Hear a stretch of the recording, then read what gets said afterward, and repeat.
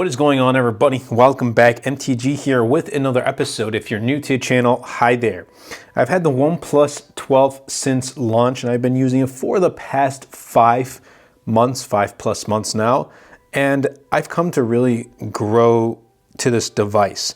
And what I mean is this OnePlus 12 has reminded me of how great OnePlus was when I believe its peak was the OnePlus 7 Pro. Like, I feel like this is the closest thing to the OnePlus 7 Pro, and I'm super excited for the future of OnePlus, and I hope that they kind of stick back and to their roots and bring the greatness of that OnePlus 7 Pro. And some may disagree with me, that's okay, but I truly believe that that was peak OnePlus, and this really does hold a lot of what the value of the 7 Pro was.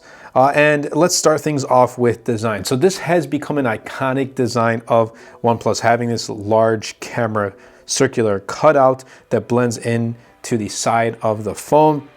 They always come out with like these really nice colors, and I specifically love this emerald green, and you can see the type of design right here, and it feels really smooth to hold in the hand, and you'll actually really like it once you do hold it in the hand. Another thing obviously is the alert slider is here. Like it was a key factor with OnePlus past devices. At one point they briefly got rid of it and then they brought it right back. Like I have it right here on the OnePlus Open 2, and I'm super happy that the alert slider is here. I think other OEMs should take note. It really does clear things up. So here's the thing with this design. It's either you really love it or you just don't. And I actually really like how it feels in the hand. Obviously USB-C right here, speaker set right here, as well as your SD card, or not your SD card slot, your SIM card slot. I'm so used to saying SD card slot, but your SIM card slot, you have your set of cameras right here, and then you have your flash right out there. When we come to the front, this display has been phenomenal the past 5 months with a 6.82-inch display, and look at that. We're gonna talk about software in a little bit, but I did, right before I started this video, I got a new software update. So 6.82-inch Quad HD LTPO and 120 Hertz display, 4,500 nits of max peak brightness, and it's awesome. Like, using this in daylight has been phenomenal. Watching YouTube videos, surfing the web, using it for Twitter and Google Chrome and whatnot, sending emails has been phenomenal. I'll put it that way. The camera cutout right here in the front display is in the center. I remember past OnePlus devices they weren't, but it's nice to see it that it's in the center here with the OnePlus 12. So I'll put it this way. It's a really nice design. It has really grown on me, and it has been reminding me more and more of the OnePlus 7 Pro. Now, the one thing you may not like is the curved display. Some may not like it. I'm not a huge fan of it, but you know, it's not as crazy as past OnePlus devices. So just do keep that in mind while you're taking a look at the OnePlus 12. Now, you did see this software update, and you're probably like, well, why don't you make this video after the software update? Because I literally sat down to start this review and I got the software update. So I want to share my thoughts about using this device before the software update, and the performance has been buttery smooth, and that's to be expected. Snapdragon 8 Gen 3, 16 gigs of RAM, 512 gigs of storage, although you can pick up a model with 12 gigs of RAM and 256 gigs of storage. But it has just been phenomenal. Oxygen OS, it's good. Like, they have some extra really nice features that I do like, but I kind of miss like the stock OnePlus Oxygen feel. Like, when you were using it, it felt like it was just stock Android with extra features, but this is just like a whole new thing. Like, I'm not a huge fan of like these new icons and like how they're kind of square rounded, if you know what I mean. I really miss the old stock Oxygen OS type of feel, and if you are a longtime OnePlus user, you would know. But that shouldn't sway you away from using this, because obviously you want to have a device that's going to last you quite some time with its performance, and you're not going to have any issues with the OnePlus 12. Now, I believe their software updates are about 4 years, as OnePlus has promised, and they're not going up to like 7 years. And those companies that did promise 7 years, like Samsung and Google, we have yet to see how well those software updates will last after 7 years and if they can hold their promise. So it's a really nice thing to hear 7 years of software updates, but can they really hold on to it?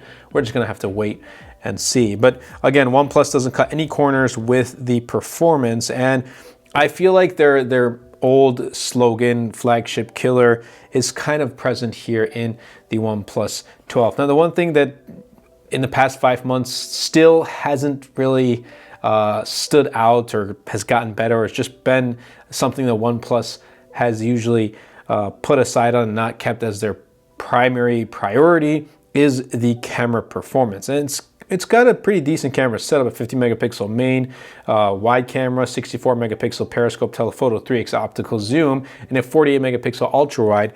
But each camera is different, like they're not consistent, and the photos are okay. So when I'm recommending this device, I usually tell people, hey, if you want a phone with really good everything except a very, very good camera, like good camera, but not like very good, then yeah, OnePlus 12 is going to be a good device. Like, if you're looking for a phone with a good camera, I don't think OnePlus 12 would be first on the list. Again, that's just my own personal preference, but something that I did want to share with you guys. And I'm not a huge camera, like I'm not using my phones for like log recording or for manual or anything like that. I'm just taking a photo or taking a quick video, and for me, it's not too much of a deal breaker, but for others it may be. So just do keep that in mind. When we come to the battery life though, this is a strong suit of OnePlus. Once again, 5,400 milliamp hour battery, 80 watt super VOOC charging is wired,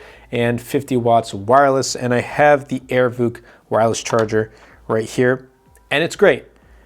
It's great, like it charges at 50 watts. Again, you do need this Air VOOC wireless charger, but it's going to charge it at 50 watts, so that's a plus. And wired charging, I get 0 to 100 in about 28 minutes. So like, I don't need to worry about the battery life when I'm charging it, but also throughout the day. It lasts me all day, I'll put it that way. 6+ hours of screen on time easily. And OnePlus 13 is rumored to get even a larger battery, faster wireless and wired, well, faster wired charging. So I'm super excited for the successor of the OnePlus 12. But again, it's a strong suit of OnePlus, the battery department. And at this point, I'm pretty sure you guys do know that. But again, huge shout out to OnePlus for continuing to, at least for me as a consumer, putting in care in the departments that I care about, because I care about the battery life and I care about great performance. Now the price, and the reason why I put price in videos is because it's a determining factor for many.